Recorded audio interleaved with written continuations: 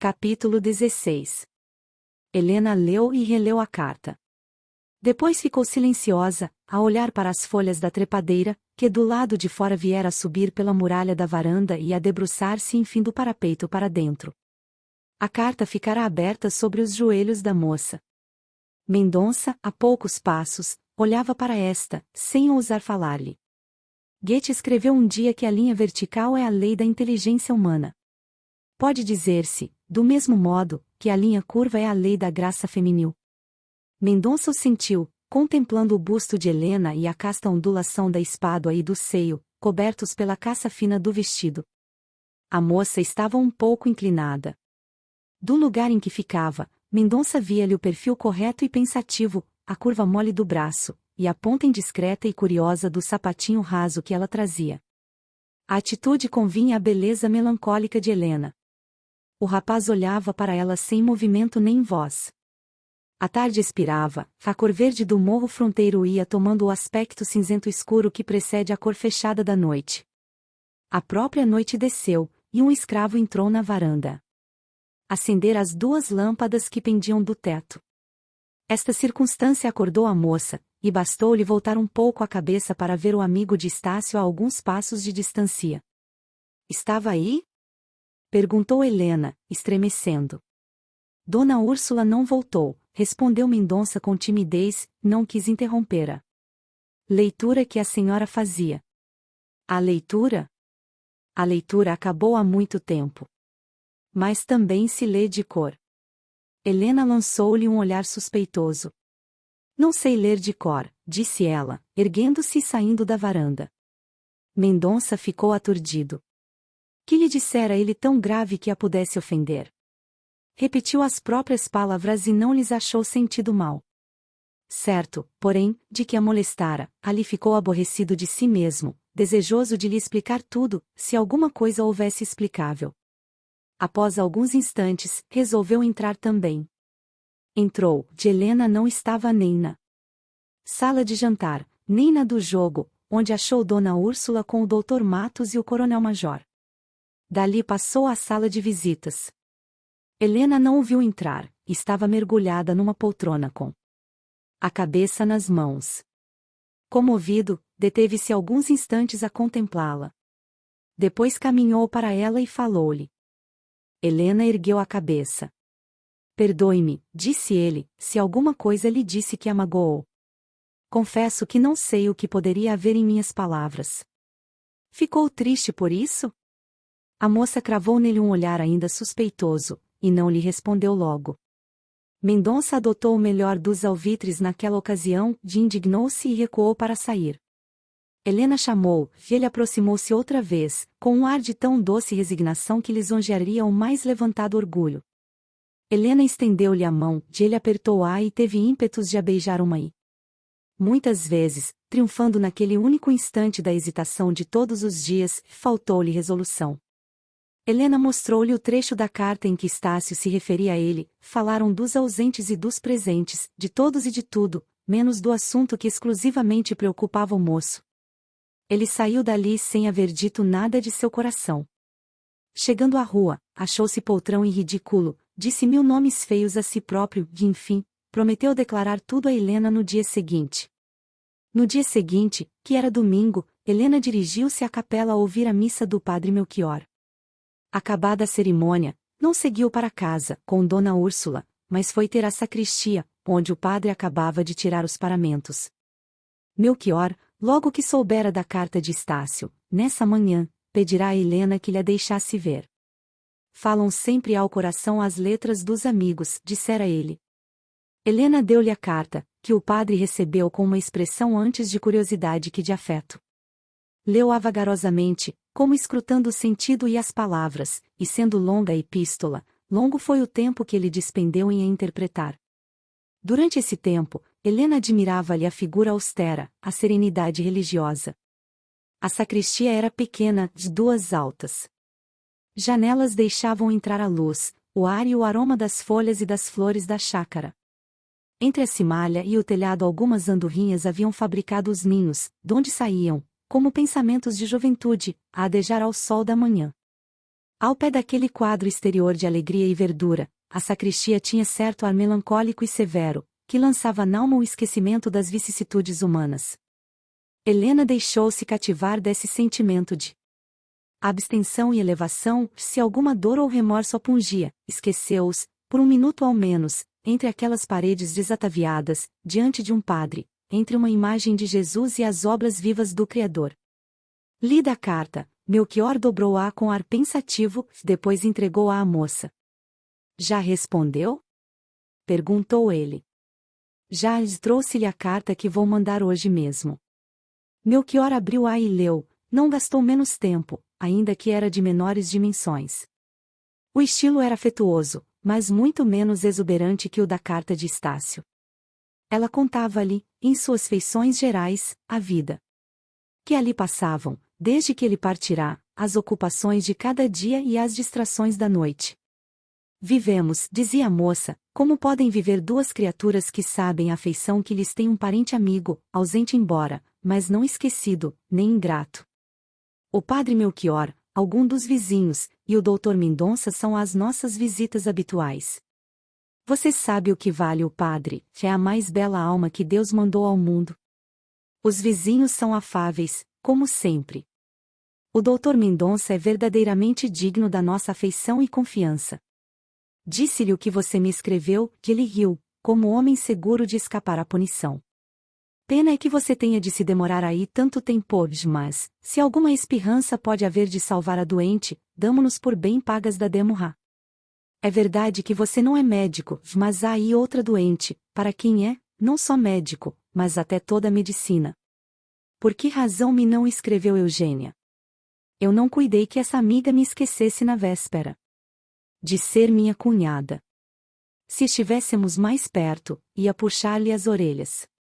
Diga-lhe isto, e se tiver ocasião de emprestar-me os seus dedos, aplique-lhe o castigo, declarando-lhe o delito cometido e o juiz que a sentenciou. O que você diz da vida solitária é muito justo, mas impraticável. Os amigos não nos iriam ver, e poderíamos nós dispensá-los? Tal é a opinião de titia e a minha. O melhor de tudo é este meio termo de Andaraí, nem estamos fora do mundo nem no meio dele. O ruído externo pode ter os efeitos de que você fala, mas ele é às vezes preciso para aturdir e distrair o espírito. Também a solidão tem suas dores, e fundas, também ela abala o coração. Nenhum extremo nem outro. A carta continha alguns períodos mais, não muitos, de 3 ou 4 vezes falava em Eugênia, com tamanha insistência que punha em relevo o silêncio a tal respeito conservado por Estácio, falava-lhe da beleza da noiva, do casamento próximo, do amor que os faria felizes, e da ventura que ambos dariam a todos os seus. Quando o padre acabou de ler a resposta, abriu os braços a Helena, depois abrangeu com as mãos a cabeça da moça e contemplou-a durante alguns segundos. Toda a sua alma está nesse escrito, disse ele, e vejo aí a reflexão e o afeto. Tanto melhor. Há contudo uma lacuna, não transmite a seu irmão as minhas saudades, há também uma excrescência, louva méritos que não possuo. Embora mande-a. Escreverei 2 linhas mais. Pois sim. Diga-lhe que se apresse, porque estou velho e posso morrer antes. Oh! Protestou Helena. Melchior olhou para ela silenciosamente. Creio que Estácio seja feliz? Perguntou ele enfim. Creio. Também eu. Outro silêncio. O primeiro que o rompeu foi o padre. Por que se não casa também? Disse ele. Eu? De certo. Pode ser que muito breve, talvez. Talvez nunca. Melchior franziu a testa, a fisionomia, de ordinário meiga, tornou-se severa, como a consciência dele. O padre tinha uma das mãos de Helena entre as suas, deixou-a insensivelmente cair. Entre os dois estabeleceu-se um silêncio que os acabrunhava e que não ousavam romper, como subjugados por um mistério, receava cada um deles que o outro lhe olhasse na fronte, e instintivamente desviaram os olhos. Melchior foi o primeiro que voltou a si. A reflexão corrigiu a espontaneidade, e o padre reassumiu o gesto usual, com essa dissimulação que é um dever, quando a sinceridade é um perigo. Vamos lá, disse ele, ninguém pode decidir o que há de fazer amanhã. Deus escreve as páginas do nosso destino, nós não fazemos mais que transcrevê-las na terra. É verdade. Confirmou ela com um gesto de cabeça, e sem erguer os olhos. Amanhã, continuou o padre, o acaso. Isso a que os incrédulos chamam acaso, e que é a deliberação da vontade infinita, lhe apontará um homem digno da Senhora, e seu coração lhe dirá, e o suspiro desalentado de hoje converter-se-á num olhar de graças ao céu. Ora, o que eu lhe peço, o que eu desejo, é que se apresse tanto que eu possa casá-los. Oh! Mas não vai morrer amanhã, interrompeu Helena. Estou velho, minha filha, estes cabelos brancos são já neve desse mar polar para onde navegamos todos. Conto 60 anos. A morte pode colher-me um dia próximo. Vamos almoçar, disse Helena sorrindo. Saíram da sacristia, atravessaram a capela, e penetraram na chácara. Na ocasião em que iam transpor a porta da capela, viram Mendonça entrar em casa. Melchior estacou e olhou para Helena.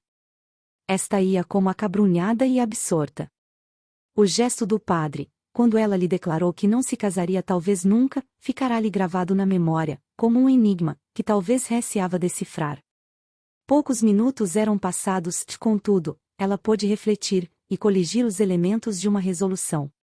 Detendo-se, com o padre, à porta da capela, viu também entrar Mendonça.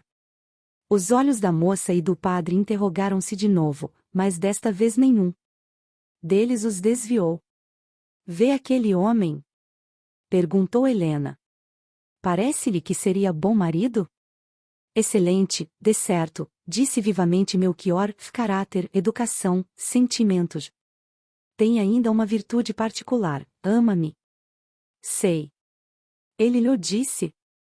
Não, mas vê-se. É sabido de todos os que frequentam esta casa. A probabilidade do casamento é objeto de comentários, e a opinião geral é que ele se fará dentro de pouco tempo. Confessou-lhe alguma coisa?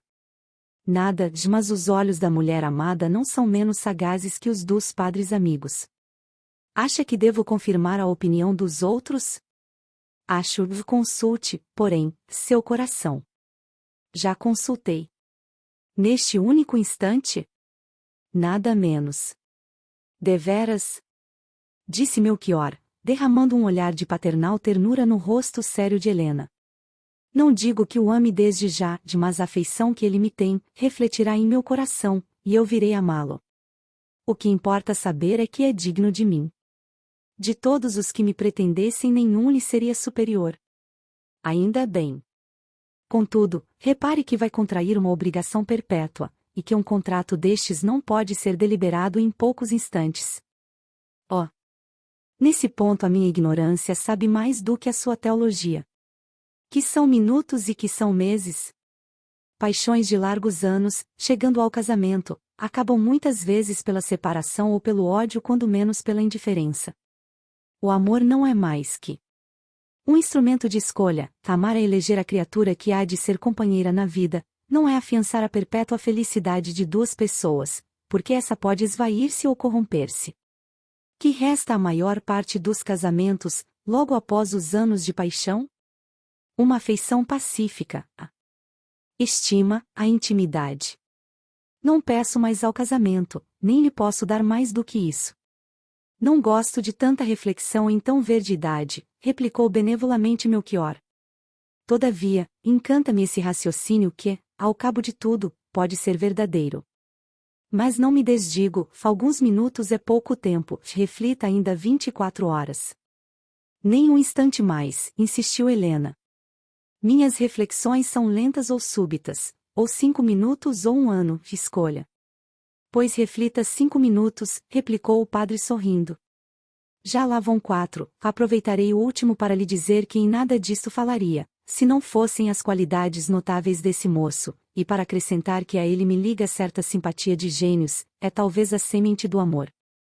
Tinham chegado ao primeiro degrau da escada da varanda. Subiram e penetraram na sala de jantar, onde acharam Dona Úrsula e Mendonça, este a percorrer com os olhos um jornal do dia. O almoço serviu-se imediatamente. Padre mestre, disse Dona Úrsula, demorou-se tanto que cuidei, tivesse ideia de me arrebatar Helena. Estive-a ouvindo de confissão, respondeu Melchior. E pôde absolvê-la? De certo. Mas com grande penitência, não? A mais fácil de todas, acudiu Helena, olhando para o padre. Oh! Então é que os pecados são leves. Concluiu Dona Úrsula. Não lhe parece? Estas últimas palavras foram dirigidas a Mendonça, na ocasião em que todos caminhavam para a mesa. Mendonça não respondeu nada. Contra o costume, falava pouco, menos ainda que na véspera e nos dias anteriores. Dona Úrsula via a diferença, mas não a compreendia. Não quero saber que pecados confessou, disse ela sentando-se, estou certa de que o maior deles não levaria ninguém ao purgatório. Veja o que é uma tia indulgente, observou Helena Mendonça, sentando-se ao seu lado. Preocupado com a conversa que acabava de ter na sacristia e na chácara, Melchior pouca atenção prestou a princípio ao filho do comerciante. Analisava as circunstâncias do momento e pesava a responsabilidade que lhe podia vir de qualquer resolução que adotasse. Após um longo diálogo com a consciência, o velho sacerdote inclinou os olhos ao mancebo, que lhe ficava defronte, ao lado de Helena. Viu-os conversar. Ela mostrava-se graciosa, solícita e atenta, como uma esposa amante, que ele parecia enamorado da voz e das falas da donzela, como que um clarão interior lhe desvendara à alma os horizontes infinitos da esperança. Familiarizado com Helena, tratado por ela com esquisita atenção, era contudo a primeira vez que ela lhe falava, não como a um confidente amigo, mas como a um homem que poderia vir a ser seu esposo. Alguma seriedade, um olhar submisso, uma atenção continuada, fizeram essa diferença, que antes foi sentida pelo coração do que descoberta pelos olhos. No fim do almoço, Melchior dirigiu-se para a sala de visitas, com Helena. Mendonça acompanhou-os. A resolução do padre estava assentada de raiz, ele aceitava aquele casamento como um presente do céu. Apenas entrados na sala, travou as mãos de um e outro e lhes disse, com voz comovida: prometem não zangar-se comigo? Por quê? Interrogou Mendonça com os olhos. Helena baixara os seus. Prometem? Padre mestre, começou Mendonça sem poder concluir a frase. O padre olhou silenciosamente para um e outro. Talvez hesitava a falar, talvez buscava o melhor meio de dizer o que tinha no coração. Urgia romper o silêncio, fê-lo com solenidade. Serei 2 vezes padre, segundo a natureza e segundo o Evangelho. Quando 2 criaturas se merecem, é servir a Deus emprestar a voz ao coração que não ousa falar. O Senhor ama esta menina, leio-lhe nos olhos o sentimento que o arrasta para ela, são dignos um do outro. Se é a timidez que lhe fecha os lábios, eu sou a voz da verdade e do amor infinito. Se outro motivo, serei juiz complacente para escutá-lo. Ouvindo estas palavras, Mendonça ficou aturdido e mudo.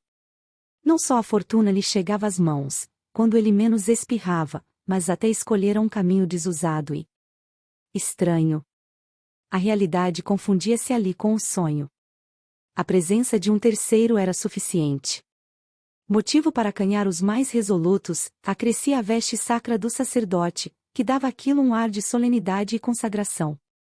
Mendonça recobrou, enfim, o uso dos sentidos, a resposta única e eloquente foi estender a mão a Helena, gesto a que a moça correspondeu com simpleza e naturalidade. Não se enganaram meus olhos, disse o padre. Ama-a, e pode dar-lhe a felicidade que lhe desejo a ela. Também Helena o fará venturoso, não? Perguntou ele, voltando-se para a moça. Mas é isto um sonho? Perguntou enfim Mendonça. A vida não é outra coisa, retorquiu o capelão, de velho pensamento e velha verdade. Façamos porque o sonho seja agradável e não árido ou triste. Prometem-me que se farão felizes? Não ambiciono outra coisa, disse o rapaz, será o meu cuidado e a minha glória.